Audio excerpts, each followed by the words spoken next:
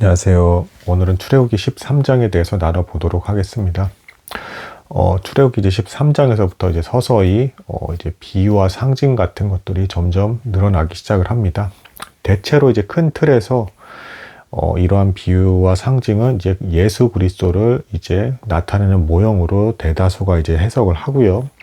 그렇게 해서 해석을 하지 않으면 연결되지 않는 이제 특이한 형태의 비유와 상징들이 되겠다. 아주 구체적으로 하나하나가 이게 무슨 뜻이다라고 하는 부분에 있어서는, 그러니까 예수 그리스도의 어느 부분과 어떻게 일치하는가에 대해서는 약간씩의 이제 신학자들 간의 이제 견해의 차이는 존재한다. 하지만 근본적으로는 예수 그리스도를 통한 구원, 속량, 이런 것들을 나타낸다라고 보시면 되겠습니다. 한번 이제 오늘 이제 본문 내용을 좀 살펴보도록 하겠습니다. 13장의 이제 초반부의 시작은 이제 이스라엘 백성들의 장자에 대한 이제 소유권이 하나님에게 있다. 이제 그 이유는 애굽에서 구원을 받을 때 애굽 사람들의 장자는 모두 이제 죽게 되었지만, 이제 이스라엘 백성의 장자는 이제 살림을 받게 되었잖아요. 죽지 않게 되었잖아요. 그래서 그것에 대해 장자권에 대한 소유가 하나님에게 있다. 그리고 이것을 값을 주고 사야 이제 그 장자권을 다시 이제 받을 수 있게 되는데, 이제 그 민수기에 이제 나오는 걸 보면 5세겔의 이제 값을 쳐서 지불하게 되고, 가축도 이제 다 마찬가지입니다. 제사를 지낼 때 처음 난 이제 새끼를 이제 다 드리게 된다. 자, 이제 값을 지불해서 이제 장자권을 이제 다시금 이제 돌려받을 수 있게 된다. 이런 그 모습은 이제 대표적으로 어떤 것을 이제 묵상하게 되냐면, 예수 그리스도께서 스스로 피의 값으로 죄의 값을 지불하시고, 그리고 구원에 이르게 하는 그 모습, 그리고 이제 예수 그리스도께서 실제로 이제 구원에 있어서 우리 이제 하나님의 자녀의 장자, 맏아들이 되시지 않습니까? 그래서 예수 그리스도 실제로 그 값을 지불하시고 우리를 구원하신 것을 이제 보여주시는 모형적인 사건이 되겠다. 이 상징을 통해서 어떤 효과가 있느냐? 이제 그 이후에 나오는데, 이제 아이들도 이제 이제 앞으로 이스라엘 백성들이 무교절 그리고 이제 유월절들을 기념하게 되는데, 이런 제사 절차를 통해서 묻게 될 것이다. 도대체 이게 나타내는 것이 뭐고 무엇을 우리에게 가르쳐 주는 것이냐, 이제 묻게 될 것인데, 하나님께서 묻게 만드시는 것이죠. 이것에 대해서 우리가 답을 해줘야 된다. 그래서 이런 비유와 상징을 보면서 이제 성인들도 우리를 구원하셨던 어떤 그 사건들과 그 의미를 되새기고 그 안에 담긴 깊이 있는 어떤 내용들을, 진리들을 더 찾아나가고 탐구하게끔 하나님께서 만드신 것이다.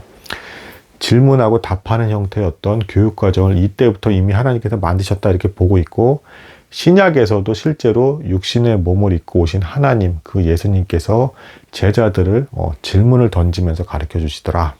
그래서 더욱더 깊이 있게 우리의 모든 사고 과정이 하나님이 어떠하신 분이신지, 그리고 무엇을 나타내시고 무엇을 사랑하시고 우리에게 바라시는 바는 뭐고 우리를 어떻게 구원하셨는가, 이것에서 질문을 던지는 형태로 다가오고 계신 게 이제 비유와 상징. 비유와 상징을 또 쓸 수밖에 없는 게, 이때 예수 그리스도께서 직접 나타나시는 시기는 아니었기 때문에, 때가 차지는 않았기 때문에, 그래서 이러한 어떤 도구들을 통해서, 그리고 어떤 절차나 법을 통해서 예수 그리스도를 통한 구원에 대한 것을 희미하게나마 보게 하면서 계속 생각하게 만드셨다. 하나님께서 우리의 구원을 어떻게 이루셨는가, 값을 지불하게끔 만드셔서 구원하시는 이 형태에 대해서도 하나님께서 마침내는 예수 그리스도를 통해서 희생제사를 드리실 것에 대한 어떤 예상이 되는 어떤 무언가를 상상하게끔 자극을 줘서 만들고 계시다. 계속 하나님을 생각하게끔 만들고 계시다. 이렇게 보실 수가 있겠습니다.